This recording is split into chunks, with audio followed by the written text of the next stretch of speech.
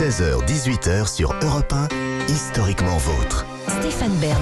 Chaque après-midi dans Historiquement Vôtre vient ce moment de l'émission où je ne contrôle plus rien. C'est Born to be Alive. Oh, il y a d'autres moments où vous n'avez rien contrôlé, Stéphane. Je me souviens encore de la 500e de l'émission, quand on a fêté ça au champagne à 18h, je vous revois chanter et on se pèlera le jonc à toute tête là.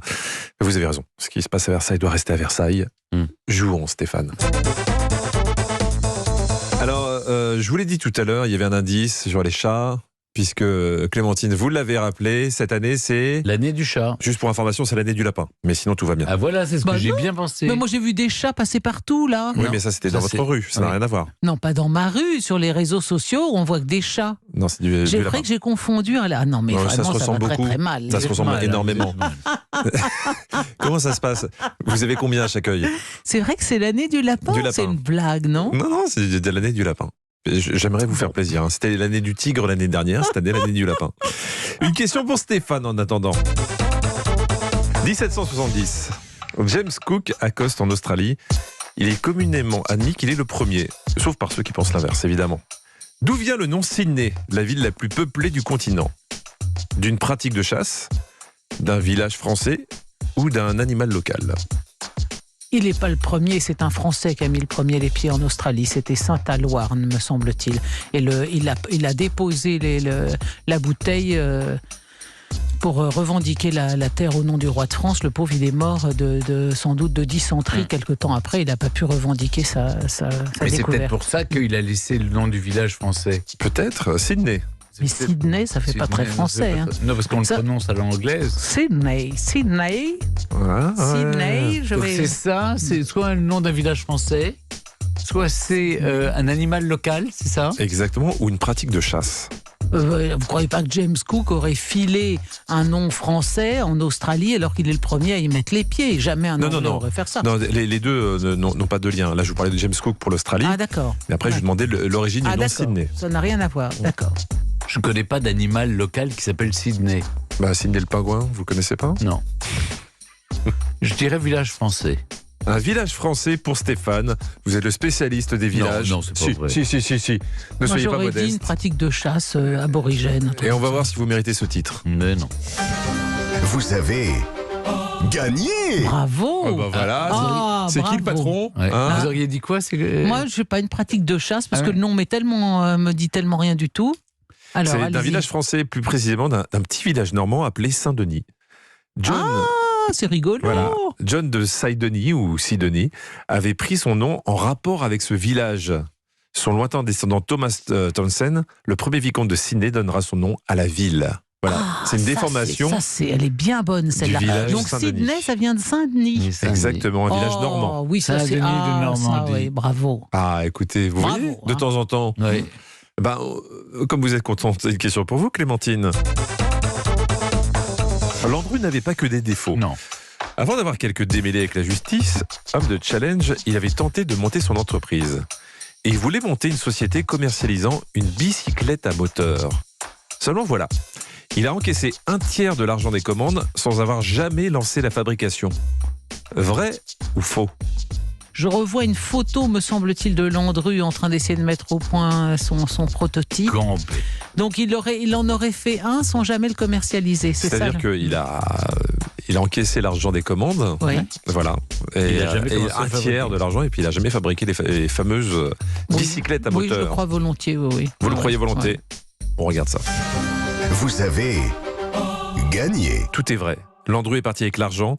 Il est admis que Landru était un très bon bricoleur. Il a même été retrouvé le fameux brevet au nom de Landru daté de 1899 pour ce prototype de vélo à moteur. C'est une très bonne réponse de Clémentine.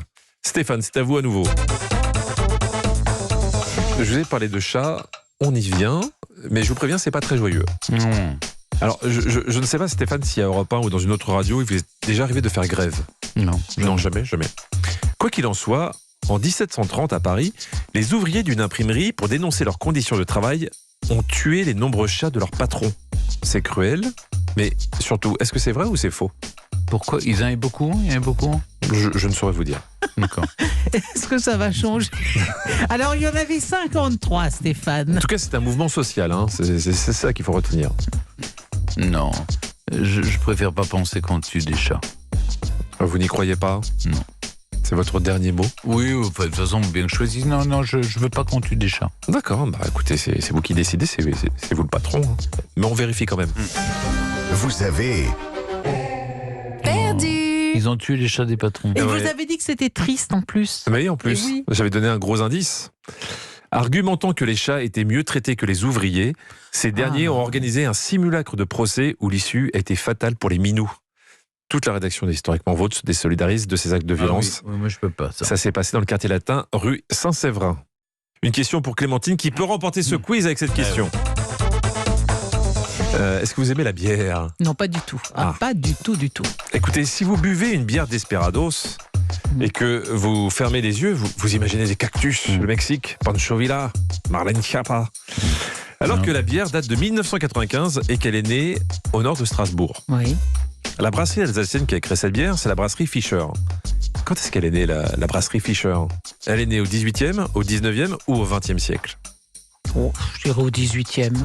Je pensais même que vous alliez me dire quelque chose de plus ancien encore. Parce qu'on a dû brasser les Gaulois buvaient énormément de bière. On a dû brasser la bière. Oui. Et Alors les c'est pas la question, hein. Égyptiens Là, je buvaient vous parle beaucoup. surtout de la brasserie. Fischer, je ne Cette bois pas de enseigne. bière, je n'aime pas la bière, donc j'ignore quand la brasserie Fischer a été créée. C'est une question dont j'ai hâte d'avoir la réponse. Je réponds 18e. 18e. Devant tant d'enthousiasme, je vais vous donner tout de suite la réponse. Vous avez perdu 19e. Plus précisément en 1821, la même année que Charles Baudelaire. La brasserie a fermé en 2009 et vous savez de qui elle dépend maintenant? D'un groupe néerlandais, Heineken. Ah, Ouais, ouais. je suis bien contente de le savoir. Bon, bah, c'est important quand même, c'était une brasserie française, voyons. Ouais. Une question pour vous départager. Sarajevo est l'actuelle capitale de la Bosnie-Herzégovine. On s'en souvient tous. Entre 1992 et 1996, la ville a subi un siège qui a entraîné la mort de 11 000 personnes. Qui n'a jamais été citoyen d'honneur de Sarajevo? Plusieurs propositions. Michael Schumacher, Angelina Jolie ou George Michael? Moi, je dirais Schumacher. Schumacher. Moi, je dirais George Michael. George Michael pour Stéphane. Et c'est George Michael qui vous fait gagner ce quiz. Il n'a jamais été citoyen d'honneur. Par contre, Michael Schumacher, le pilote de Formule 1, a beaucoup aidé les enfants victimes de la guerre. Angelina Jolie, l'actrice, s'est beaucoup investie contre les violences faites aux femmes pendant le conflit. Bravo Bon. Stéphane. Eh ben Merci, voilà. merci, merci, mes On amis. repart moins bête. Hein. Bah oui, c'est Bah oui, important. c'est bien. Europe 1. historiquement vôtre.